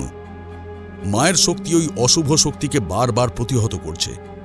ওই শক্তি না থাকলে ওই পিশাচ তাকে নিজের কাছে নিয়ে নিজের শরীরের রক্ত ও মাংস দিয়ে পুরোপুরি তাকে পিশাচ করে তুলত। কি চাইছে ও? কমলাকে বশ করে ওর শরীরে পিশাচকে প্রবেশ করিয়ে নিজের কাছে নিয়ে যাবে? না, নিয়ে যাওয়ার হলে অনেক আগেই নিয়ে যেতে পারত। ও চাইছে কমলা নিজেই যেন একটা জলজান্ত পিশাচ হয়ে যাক। আমার কথাটা শোনা মাত্রই দুজনে উঠে দাঁড়িয়ে পড়লেন। চোখে মুখে লক্ষ্য করলাম আতঙ্কের একটা কালান্তক রেশ। দুজনের কারোরই মুখ থেকে কোনো কথা বেরোচ্ছে না। আমি বললাম, মানুষের ক্রোধ মানুষকে মৃত্যুর থেকেও ভয়ঙ্কর করে তোলে। হরিদাসবাবু, আপনি তো বলেছিলেন যে শিবু বলেছিল যে কমলা যদি তার না হয় তাহলে অন্য কারোর হতে দেবে না। সে তো তাই করল, আর সেটা করল নিজের মৃত্যু দিয়ে। মৃত্যু মানে মানে আমার ছেলে এখন? ছোটবেলা তো দেখেছিলেন আপনি যে আপনার বিধবা পিসির এক মৃতদেহের প্রয়োজন হয়েছিল পিশাচকে নিজ দেহ থেকে বাইরে আনার জন্য। এরপর তিনি ওই পিশাচকে স্থানান্তর করেছিলেন আপনার দাদার শরীরে। তো এক্ষেত্রেও আপনার দাদার প্রয়োজন ছিল একটি মৃতদেহের, আর খুব সম্ভবত সেই দেহ হয়েছে শিবু নিজে। কারণ রুদ্রশেখর বাবুর লেঠেলের দল তার যেই অবস্থা করেছিল, তারপর তার কাছে তার প্রাণের চেয়ে বেশি প্রিয় হয়ে উঠেছিল তার প্রতিশোধ স্পৃহা। কিন্তু এসব তো আপনার অনুমান মাত্র ঠাকুর।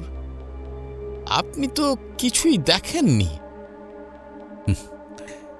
আমি দীর্ঘদিন হলো তন্ত্র সাধনা করছি হরিদাসবাবু। আমায় সব জিনিস দেখতে হয় না, আমি কিছু কিছু জিনিস অনুভব করতে পারি। পিশাচ বশীকরণের মূল উপাদান হল যেই বাড়ির মানুষকে বশীকরণ করতে হবে সেই বাড়ির চাল, আর যে মানুষকে বশ করতে হবে সেই মানুষের চুল। এবারে বলি যে আমি এত কিছু বুঝলাম কি করে। আমি এই বাড়িতে আসার পর থেকেই একটা বিশেষ গন্ধ পেয়েছি। মাছের তেল, পোড়া চাল আর মরা পোড়ানোর গন্ধ মেশানো একটা গন্ধ। আর আমি তখনই বুঝেছিলাম যে এই বাড়িতে পিশাচ বশীকরণ অবশ্যম্ভাবী। আপনি কি বলছেন? আমি তো কিছুই বুঝতে পারছি না। ওরা আমার মেয়ের চুল কি করে পেল? বুঝিয়ে দিচ্ছি, এবার আসুন আপনারা আমার সাথে। আমি আর কোনো প্রশ্নের অপেক্ষা না করে সোজা হাঁটতে থাকলাম বাড়ির পিছনের দিকে জংলা অংশে। আমার পিছনে পিছনে ওনারা দুজনেই এলেন। আমি বুঝতে পারছি আমি যা বলছি ওনাদের এখনো পুরোপুরি বিশ্বাস হচ্ছে না। আমি হাঁটতে হাঁটতে এসে পৌঁছালাম একটা কলা গাছের নিচে। ওনারা সেখানে এসে থমকে দাঁড়িয়ে পড়লেন। ধিকি ধিকি অল্প আঁচে আগুন জ্বলছে।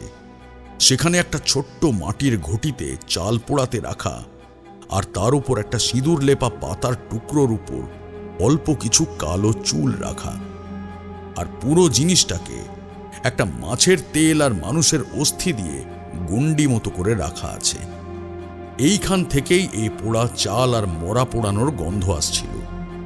হরিদাসবাবু এগোতে যাচ্ছিলেন, আমি ওনার হাত চেপে থামিয়ে দিলাম। দাঁড়ান, গণ্ডি পেরোবেন না, ওটা বশীকরণের গণ্ডি। রোজ রাতে এখান থেকেই ওই পিশাচ শক্তি সংগ্রহ করে। যেদিন কমলা বিধবা হয়ে এই বাড়িতে এলো, খুব সম্ভবত সেই দিন রাতেই আপনার দাদা এসে এই জিনিস করে দিয়ে গেছেন। কিন্তু এই চুল সে কি করে পেল? আর কমলা টেরও পেল না? আপনি হয়তো ভুলে গেছেন যে রঘুনাথ বাবু কমলার মাথায় হাত দিয়ে আশীর্বাদ করেছিলেন। কোনোভাবে ওই সময় আঙুলের সূক্ষ্ম কাজে ব্লেড দিয়ে ওইটুকু চুল উনি কেটে নিয়েছিলেন কমলার অজান্তেই। সর্বনাশ! তো তাহলে আমরা এখন কি করব? আপাতত রাতের অপেক্ষা করতে হবে। আকাশের অবস্থা তখন একটু একটু করে গাঢ় ধূসর হয়ে আসছে। পাখিদের দল ডাক পাড়তে পাড়তে নিজেদের বাসায় ফিরে যাচ্ছে। আমিও ঘরে ফেরার পথ ধরলাম। পিছন থেকে চাপা কান্নার কণ্ঠে রুদ্রশেখর বাবুর কণ্ঠ শুনতে পেলাম। আমার মেয়েটা আর বাঁচবে না, তাই না ঠাকুরমশাই? আমি যতক্ষণ আছি ততক্ষণ অন্তত আপনার মেয়ের কোনো ক্ষতি আমি হতে দেব না। তিনি আমার কথায় কতটা আশ্বস্ত হলেন বুঝতে পারলাম না। যাই হোক, আমি ঘরের ভিতরে চলে এলাম। বসার ঘরে সবাই প্রবেশ করতে যাব, এমন সময় আমি ওনাদের বললাম, আচ্ছা, আমায় কিছুক্ষণের জন্যই ঘরটা একটু ছেড়ে দিতে হবে। আপনারা কি রাজি আছেন? নয়তো আমায় অন্যত্র বসতে হবে। না না ঠাকুর, আপনি এই ঘরটা নিন। বেশ, আমায় একটু সিঁদুর আর বেশ কিছুটা চাল এনে দিন। তিনি আমার কথা মতো রান্নাঘর থেকে চাল আর কমলার প্রসাধনী থেকে অল্প পরিমাণ সিঁদুর এনে দিলেন। আমি ওনাকে বললাম, রাতে আমার জন্য ভাতের ফ্যান আর পচা মাছের তেলের ব্যবস্থা করবেন। এছাড়া আমি আর অন্য কিছু গ্রহণ করব না। আর আপনারাও আমিষ কিছু ভক্ষণ করবেন না। আমিষ খাদ্য শারীরিক বন্ধনকে শিথিল করে দেয়। ওনারা আমার কথা কতটুকু বুঝতে পারলেন আমি জানি না। রুদ্রশেখর বাবু ঘাড় নেড়ে সম্মতি জানালে আমি দরজা বন্ধ করে ভিতরে বসলাম। ঘরের ভিতর আগে থেকেই একটা ছোট্ট প্রদীপ জ্বলছিল। তাকে ঠিক মাঝ বরাবর মেঝের উপর রাখলাম। তারপর প্রদীপের চারিদিকে চওড়া করে একটা গোল গণ্ডি করলাম। গণ্ডির মাঝে চাল ছড়িয়ে রাখলাম। তারপর আমি গণ্ডির মাঝে বসে চোখ বন্ধ করে একাগ্র চিত্তে ধ্যান শুরু করলাম। বেশ অনেকক্ষণ ধরে এইভাবে থাকার পর আমার মনে হলো আমার সামনের অন্ধকার জগৎটা একটু একটু করে চামড়ার আস্তরণের মতো উঠে এসে একটা আবছা জায়গার চিত্র ফুটে উঠছে। একটা পচা খাল, আর তার পাশে একটা ছোট্ট আস্তানা করে বসে আছেন একজন তান্ত্রিক গোছের মানুষ। লম্বা ঝাঁকড়া চুল, রোগা হাড়গিলে চেহারা, বাঁদিকের চোখের নিচে একটা কাটা দাগ, পরনে গাঢ় কৃষ্ণকায় ছেঁড়া একটা ধুতি। ওনারও চোখ বন্ধ এবং উনি বসে আছেন একটা নীল হয়ে যাওয়া মৃতদেহের উপর। সামনে মর্মর শব্দে আগুন জ্বলছে। চোখ বন্ধ করেই তিনি খলখল করে হাসতে হাসতে বললেন,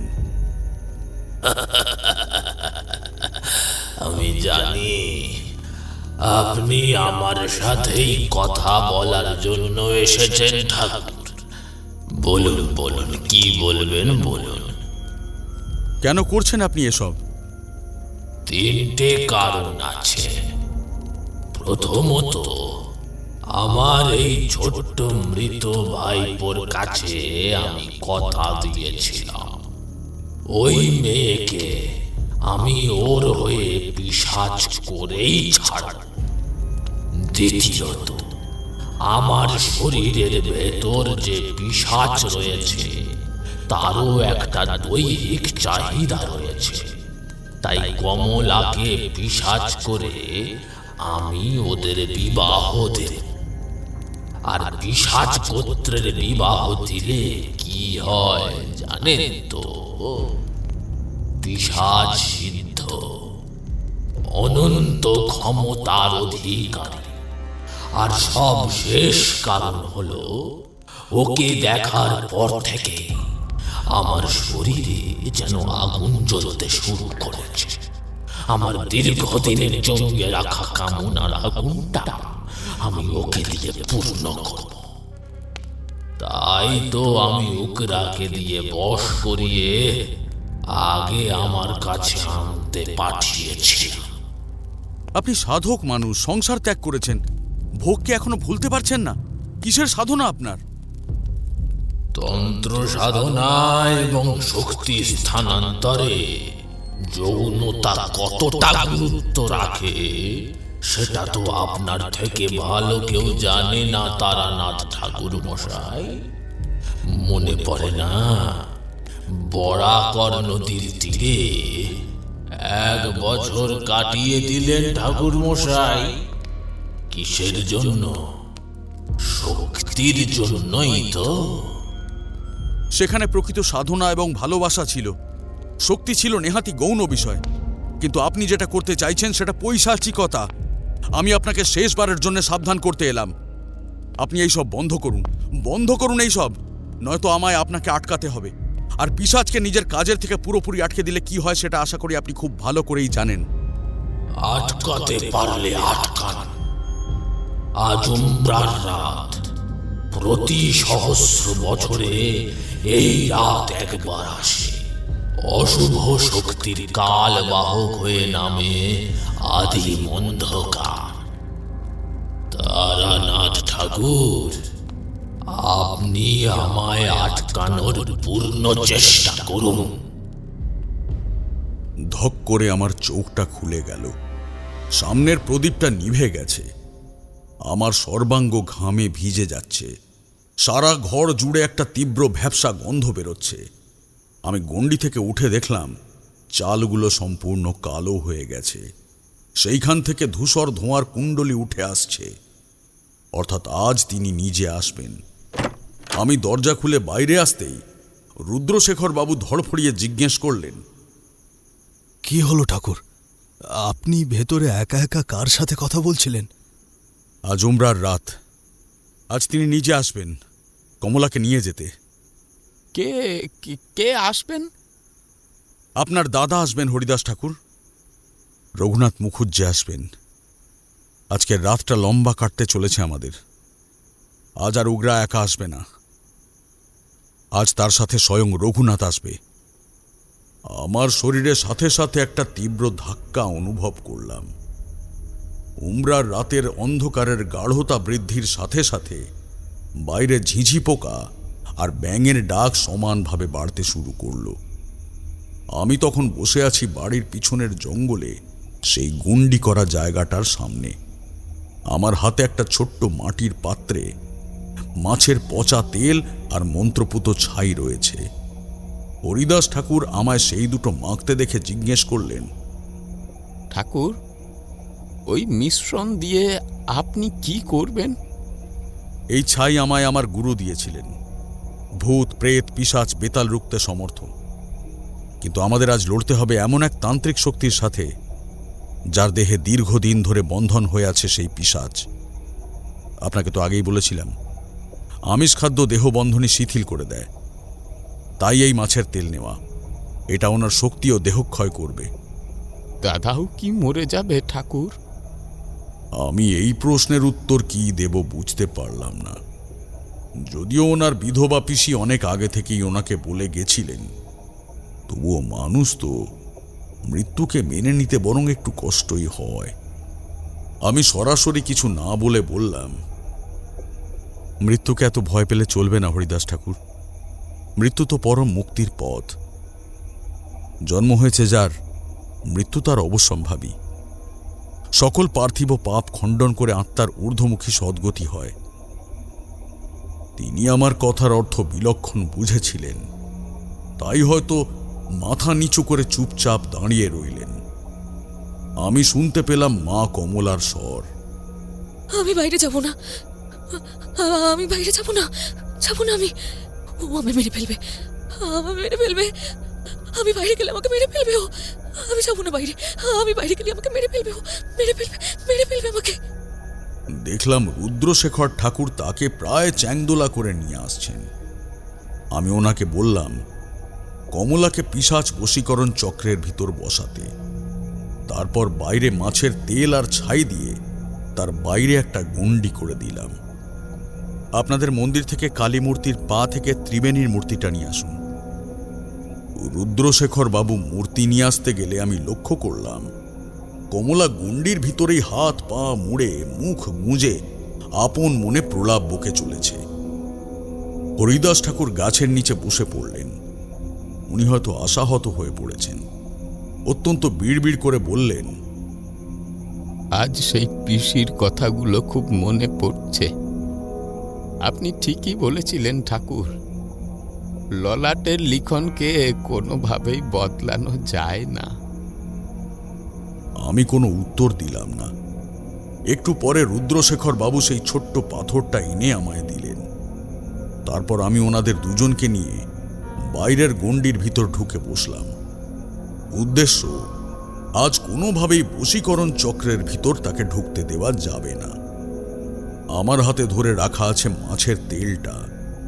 আমি নিজের কোমরে বেঁধে রাখা ছুরিটা বের করে আনলাম। নিজের বাঁ হাতের তালু কেটে রক্ত বের করলাম। সেই রক্ত আর মাছের তেলটা ভালো করে মেশালাম। তারপর শুরু হলো অপেক্ষা। রাত ক্রমশ গাঢ় হয়ে আসতে থাকলো। আজ আকাশটা যেন একটু বেশি গাঢ় অন্ধকার। চাঁদ, তারা, কোনো কিছুর অস্তিত্বই পাওয়া যাচ্ছে না। পিছন থেকে ঘন উষ্ণ দীর্ঘ নিঃশ্বাস আমার পিঠে অনুভব করলাম। ঠাকুর, এইভাবে আর কতক্ষণ বসে থাকবো? ধৈর্য ধরুন, রাত তো সবে শুরু হয়েছে। এখনো অমানিসার কাল রাত্রি আগমন বাকি। ক্রমে অপেক্ষা বাড়তে শুরু করলো। বাইরের গণ্ডির ভিতর আমরা তিনজন, আর ভিতরের বন্ধনীর ভিতরে কম্পনরত অবস্থায় বসে রয়েছে কমলা। বেশ কিছুক্ষণ এইভাবে কাটার পর আমি একটা উটকো মরা পচা গন্ধ পেলাম। আমি আমার শরীরের প্রতিটা স্তর দিয়ে অনুভব করলাম। তখনই আমি রক্তমাখা মাছের তেলের পাত্রটা হরিদাস ঠাকুরের দিকে এগিয়ে দিয়ে বললাম, এই রক্তমাখা তেলটা আমাদের গণ্ডির চারিদিকে ছড়িয়ে দিন হরিদাসবাবু। তিনি কোনো কথা না বলে সেটা চারিদিকে অল্প অল্প করে ছড়াতে লাগলেন। আমার কানে একটা মৃদু গোঙানির স্বর আসতে থাকলো, আর আমি উচ্চারণ করতে শুরু করলাম মহামৃত্যুঞ্জয় মন্ত্র। ওম ত্রয়ম্বকম যজামহে সুগন্ধিম পুষ্টিবর্ধনম উর্বারুকমেব বন্ধনাম মৃত্যুর্মোক্ষ্যমামৃতা। আমার মন্ত্র উচ্চারণ শেষ হবার সাথে সাথে মূল দরজার কাছে রাখা প্রদীপের আলোতে একটা আবছা ছায়ামূর্তির আভাস পেলাম। এরপর দেখলাম ধীরে ধীরে একটা রোগা কাঠির মতো খসখসে চামড়ার শরীর একটু একটু করে ভিতরে ঢুকছে। চার পায়ে হাঁটতে হাঁটতে এসে দাঁড়ালো আমাদের পিছনের জঙ্গলের সামনে। সারা শরীরটা একটা দেলদেলে মাংসপিণ্ড, রোগা। তার উপর সমগ্র শরীরে সিঁদুর লেপা রয়েছে। মাথার চুলের বংশ নেই, চোখ দুটোয় মণি নেই, সামনে দুটো দাঁত বেরিয়ে আছে। সেইখান থেকে হালকা হালকা কষ ঝরছে। পরনে কেবল একটা নোংরা ছেঁড়া ফাটা কালো বস্ত্র। পিছন থেকে ভয়ার্ত কণ্ঠ শুনতে পেলাম, ও ও ও কি জিনিস ঠাকুর মশাই? হরিদাস ঠাকুর, চিনতে পারছেন?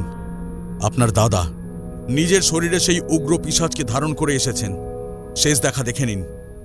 যদিও আমি পিছন থেকে কোনো উত্তর পেলাম না, কিন্তু তাও একটা কোমল এবং উষ্ণ বেদনার আমেজ অনুভব করতে পারলাম। এরপর দেখলাম সামনের প্রাণীটা দ্রুত এসে আমাদের বাইরের গণ্ডির সামনে এসে থমকে দাঁড়িয়ে পড়ল। তার চোখে মুখে ভয় আর বিস্ময়। দুহাত তুলে সে দেখল তার হাত চ্যাটচ্যাটে হয়ে গেছে। রক্তমাখা তেল তার দুহাতে লেগে আছে। দুই শক্তির শারীরিক বন্ধনী শিথিল হতে শুরু করল। তার মুখ থেকে চাপ চাপ লালচে রক্ত বেরিয়ে আসতে শুরু করল। তখনই পিছন থেকে মা কমলার একটা তীব্র অট্টহাসি শুনতে পেলাম। সে কি কান ফাটানো চিৎকার! সে হাসতে হাসতে পাগলের মতো বলে উঠল,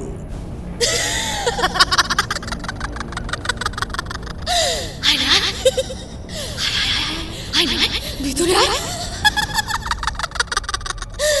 আজ রক্ত খাওয়াবি না? খিদে পায়নি তোর? খিদে, উগ্র পিশাচের খিদে পায়নি? আয় আয় আয় আয় আয়, ভিতরে আয়। আমি স্থির হয়ে বসে রইলাম সামনে, দৃষ্টি সরাসরি সামনের প্রাণীটার দিকে। আজ আমি তার সামনে এক 2 স্তরের ঢাল তৈরি করে দিয়েছি, যাকে পেরোনোর সাধ্য পার্থিব অপার্থিব কোনো প্রাণীর নেই। বাইরের প্রাণীটা গোঙাতে গোঙাতে বারবার সেই অদৃশ্য দেওয়ালের উপর আঘাত শুরু করল, কিন্তু কোনো লাভ হলো না। শেষমেশ হাল ছেড়ে দিয়ে সে একটা করুণ দৃষ্টিতে আমার দিকে তাকালো। আমি স্মিত হাসি হেসে বললাম, উমরার রাত তো প্রতি সহস্র বছরে একবার আসে। এই রাতেই তো আপনার শক্তি সর্বোচ্চ হয়, তাই না?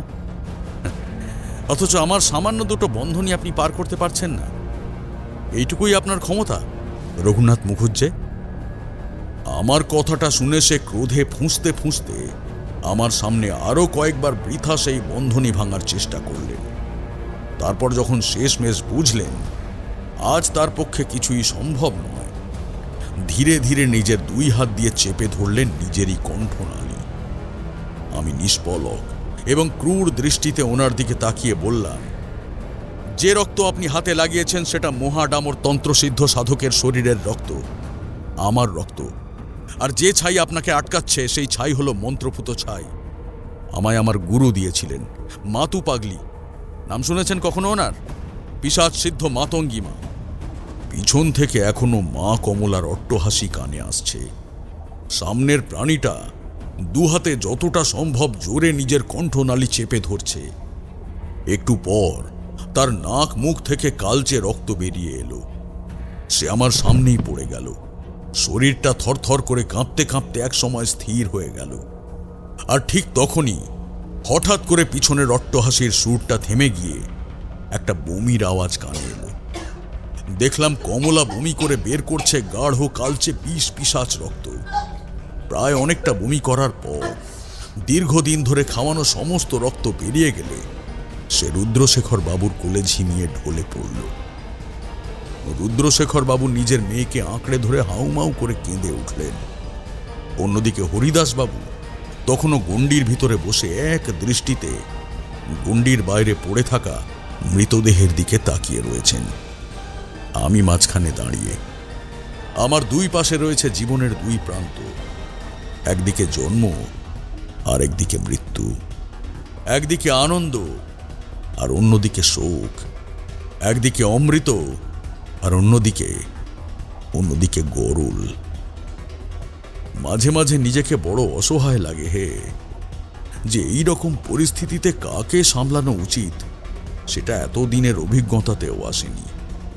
হয়তো এখানেই জীবন আমার থেকে অনেক বড়, আর আমরা যে নিতান্তই তার সুতোয় বাঁধা এক একটা অংশ, সেটা ওই উপরে বসে থাকা কর্তা আমাদের বুঝিয়ে দেন। সামনে পড়ে থাকা পৈশাচিক দেহটা বিস্ফারিত নিষ্পলক দৃষ্টিতে আমার দিকেই ড্যাব ড্যাব করে তাকিয়ে আছে। আমি তাই শুধু চোখ বন্ধ করে বলি, হরি ওম শান্তি, হরি ওম শান্তি, হরি ওম শান্তি। রোমে রাতের অন্ধকার কেটে পূব দিক থেকে সূর্যের আলো একটু একটু করে বেরিয়ে আসতে শুরু করল। কমলার শরীর এখনো পুরোপুরি সুস্থ হয়নি। তার সুস্থ হতে বেশ কিছু সময় লাগবে। শুধু চোখ খুলে আধো আধো ভঙ্গিতে তাকিয়েছিল। রুদ্রশেখর বাবুর বাড়িতে ওনার রান্নার মেয়েটা আজকে এসেছে, সেই কমলাকে খাইয়ে দিচ্ছে। আমরা বসার ঘরে বসেছিলাম। রুদ্রশেখর বাবু হরিদাস ঠাকুরের হাত ধরে বললেন, আমায় তুমি ক্ষমা করে দিও হরিদাস ঠাকুর।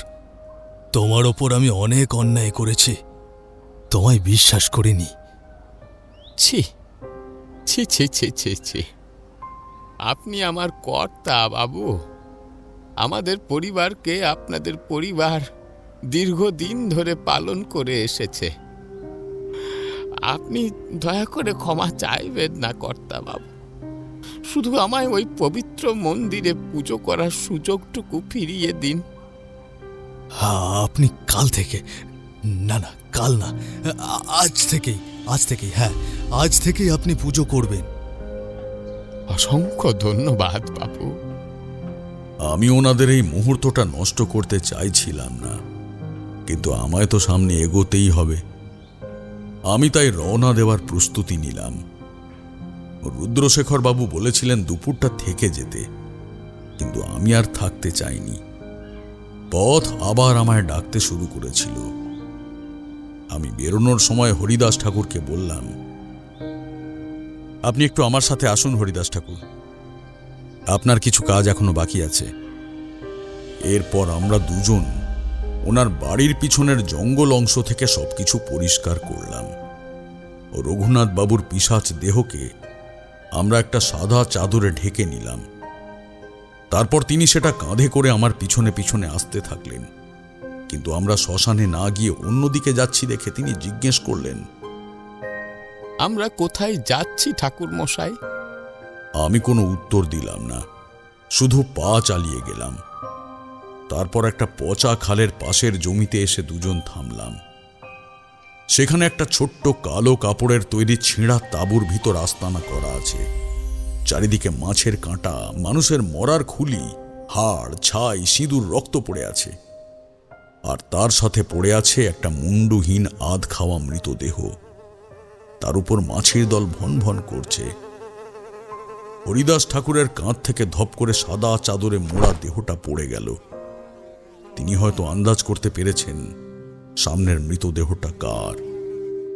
আমি তাও মাথা নিচু করেই বললাম, আমি এবারে বিদায় নেব হরিদাস ঠাকুর। আপনার ছেলে অনেক দিন হলো আপনার জন্য অপেক্ষা করছে। আমি আপনাদের একান্ত মুহূর্তে বাধা হতে চাই না। আমি আর পিছন ফিরে তাকাইনি।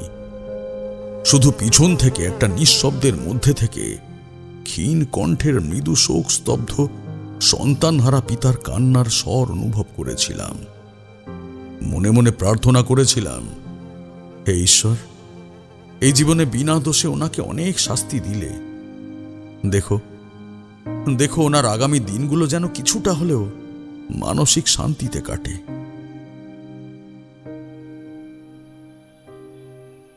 এই অবধি বলে তিনি থামলেন আর পাশের ঘটিতে রাখা জল ঢকঢক করে গলাধঃকরণ করলেন। এতক্ষণে বাইরের অন্ধকার গাঢ় হয়ে আসা শুরু হয়েছে। ঠান্ডার প্রভাবটাও একটু একটু করে গভীর কামড় বসাচ্ছে শরীরে। গায়ের চাদরটা ঝাপটিয়ে ভালো করে মুড়ে নিয়ে কিশোরী জিজ্ঞাসা করল, হরিদাস বাবুর আর কোনো খোঁজ পেয়েছিলেন নাকি? পেয়েছিলাম। রুদ্রশেখর বাবুর থেকেই পেয়েছিলাম। উনি নাকি সেই দিনের পর থেকে আর গ্রামে ফিরে যাননি। অনেক খোঁজ করেছিলেন কিন্তু কোথাও পাননি। এক কথায় ভদ্রলোক যেন কর্পূরের মতো উবে গেছিলেন। আপনি সত্যিই জানতেন না তিনি কোথায় ছিলেন? তারানাথ কিশোরীর প্রশ্নের সরাসরি কোনো উত্তর না দিয়ে একটা পাসিং শো ধরালো। আমার মনে হলো ওর চোখের কোণাটা যেন মৃদু অশ্রুর স্পর্শে চিকচিক করে উঠল। কিন্তু দ্রুত সেটা সামলে নিয়ে তিনি কেবল একটা মৃদু হাসি হেসে একটা দীর্ঘশ্বাস ফেলে বললেন, তোমাকে তো আগেই বলেছি কিশোরী, কিছু কিছু প্রশ্নের উত্তর না জানাই ভালো। এতে জীবন সরস থাকে, জীবনে বিশ্বাস থাকে, আনন্দ থাকে। সব জেনে ফেলতে নেই কিশোরী, সব জেনে ফেলতে নেই।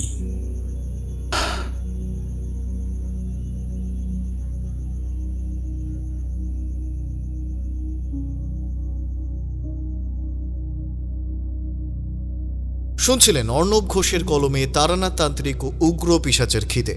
তারানাথ তান্ত্রিকের চরিত্রে অমিত, বিভিন্ন চরিত্রে সৌর, উর্নিশা, জ্যোতির্ময়, সৌমজিৎ, সুজন, সোমা, রিতম। সমগ্র গল্পের কণ্ঠাভিনয় নির্মাণ করেছে ঋতুরাজ স্টুডিও। সমগ্র গল্পের কণ্ঠ সম্পাদনা, ধ্বনি সম্পাদনা এবং আবহ সম্পাদনা করেছে 62 FPS স্টুডিও। গল্প শুনে ভালো লাগলে অবশ্যই আমাদের চ্যানেলটি সাবস্ক্রাইব করে বেল আইকন প্রেস করে রাখবেন।